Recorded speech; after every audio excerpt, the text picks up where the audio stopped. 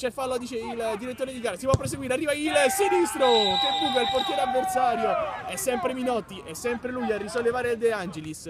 18 minuti sul cronometro, punteggio nuovamente in parità, 1-1. Poi il De Angelis, la finta di Alfonsi, lascia sul posto un uomo, poi il pallone in mezzo, ottimo, Minotti si gira in un fazzoletto di terra e Boni manda la sfera in calcio d'angolo. Esce bene De Angelis, però Alfonsi la destra per Minotti, Minotti alza la testa, è libero per il tiro, la respinta di Boni, questa volta non impeccabile, in calcio d'angolo.